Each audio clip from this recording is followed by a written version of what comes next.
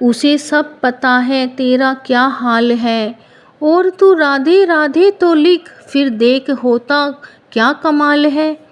प्रेम अगर निस्वार्थ हो तो भक्त नहीं, राधा रानी भक्त से मिलने की प्रतीक्षा करती हैं। हे मेरी श्याम श्यामा, तेरी इनायत को समझूं, तेरी रहमतों की कद्र करूं, बस इतनी सी चाहत है। जिस हाल में रहूं जहाँ भी रहूं, जिक्र मेरे श्याम श्यामा तेरा ही करूं। मेरे जीवन में दो ही शब्द हैं, एक है राधे कृपा और दूसरी है राधे इच्छा। यदि मन के अनुकूल हो तो राधे कृपा, और मन के अनुकूल ना हो तो राधे इच्छा। उसके रहते जीवन में कोई गम नहीं होता। दुनिया साथ दे ना दे, पर राधे का प्यार कभी कम नहीं होता। आप सभी को राधे राधे। मैं फिर से लेकर आई हूँ एक और कहानी। उम्मीद करती हूँ ये सारी कहानियाँ आप सभी को अच्छी लगती होंगी ज़रूर, तभी तो आप इतने ध्यान से और प्यार से सुनते हैं। आप सभी के प्यार के लिए बहुत बहुत धन्यवाद। यह कहानी बरसाने की है। बरसाने की एक बूढ़ी माँ की कहानी है। उस माँ का नाम कैलाशी था। वह कैलाशी माँ अपना गुजर बसर करने के लिए अपने छोटे से खेत पर कभी चावल बोती तो कभी गेहूँ, कभी कभी सब्जियाँ भी अपने खेत में बो देती। और वह कभी बेचती भी नहीं थी। वह थोड़ा सा सामान राधा कृष्ण के मंदिर में दे आती थी। और कैलाशी माँ का एक नियम था, वह अपने लिए तो भोजन बनाती ही थी, मगर कैलाशी माँ के घर पर रोज़ 4 साधु मधुकरी यानी भिक्षा मांगने आते थे। वह उन 4 साधुओं के लिए भी रोटियां बनाती थी। कैलाशी माँ अपने लिए भोजन बनाना कभी कभी भूल जाती थी, मगर उन 4 साधुओं के लिए हमेशा रोटियां बनाकर तैयार रखती। जैसे कैलाशी माँ को चिंता थी कि मैं भोजन नहीं बनाऊंगी तो वह साधु भूखे रह जाएंगे। कैलाशी माँ यह सोचती कि जो साधु संत किसी के भी घर से भिक्षा लेते हैं तो वह उस घर की सारी परेशानियां, तकलीफ़, नकारात्मकता, बीमारियां उस भिक्षा के रूप में ले जाते हैं और हमें अपना आशीर्वाद दे जाते हैं। इसीलिए कैलाशी माँ उन चारों के लिए रोज़ भोजन बनाती थी। कैलाशी माँ को उन चारों साधुओं का इंतज़ार रहता था और उन चारों साधुओं को भी कैलाशी माँ के हाथ की रोटियों का इंतज़ार रहता था। जब तक कैलाशी माँ उन चारों साधुओं को भोजन नहीं दे देती थी, तब तक कैलाशी माँ खुद भी रोटी नहीं खाती थी। अपने लिए 2 रोटी बनाती थी और उनके लिए 10-15 रोटियां बनाती थी। चारों साधु बरसाने के हर घर में भिक्षा मांगते थे, मगर फिर भी उन्हें ऐसा लगता था कि अभी कुछ भिक्षा बाकी है।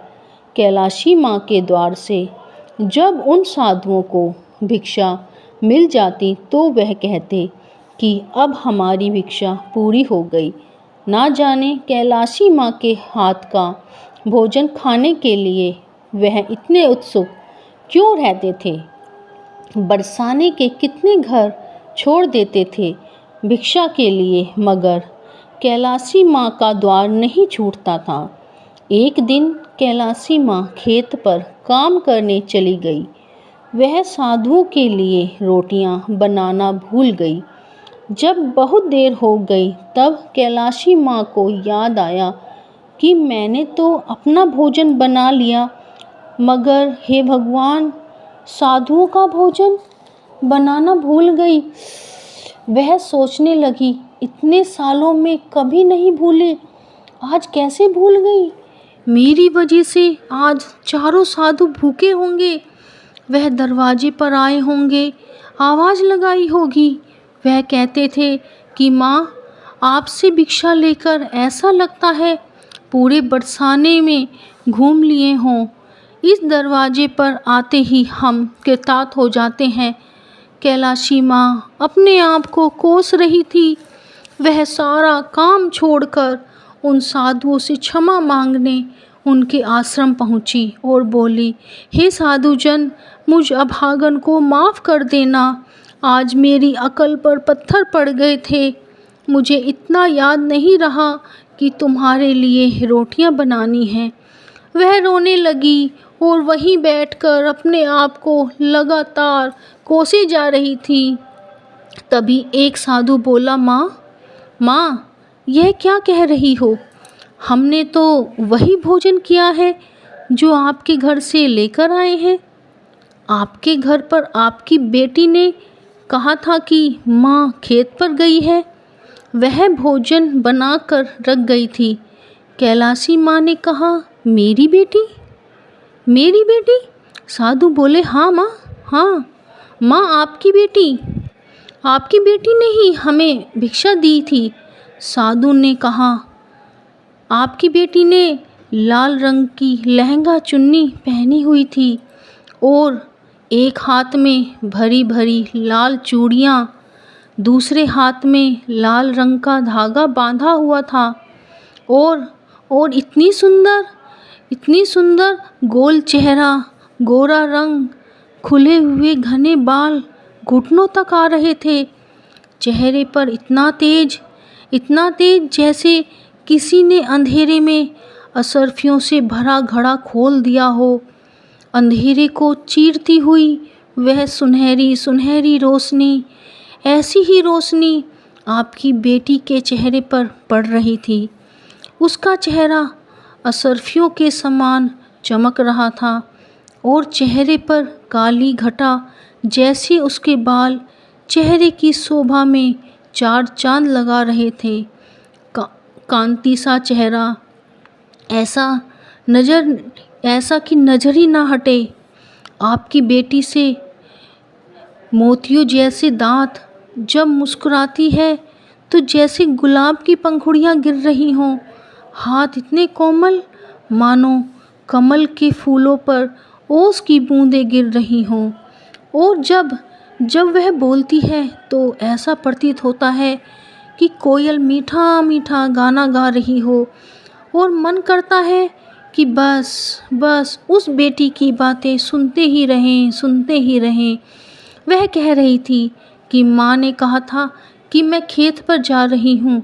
वे चारों साधु आएंगे तो उन्हें यह रोटियाँ दे देना। साधु बोले, माँ, आज रोटी में इतना स्वाद आया कि हमारी आत्मा तृप्त हो गई, जैसे मानो बरसाने वाली के हाथों से प्रसाद खाया है। इतने सालों में कभी ऐसा स्वाद नहीं आया माँ। तुम धन्य हो माँ, तुम धन्य हो जिसकी ऐसी बेटी है। साधु बोले, आज तो रोटी में इतना स्वाद था कि जीवन में किसी और चीज़ की इच्छा बाकी नहीं है। तुम्हारी बेटी के हाथों में अमृत है माँ, अमृत है माँ।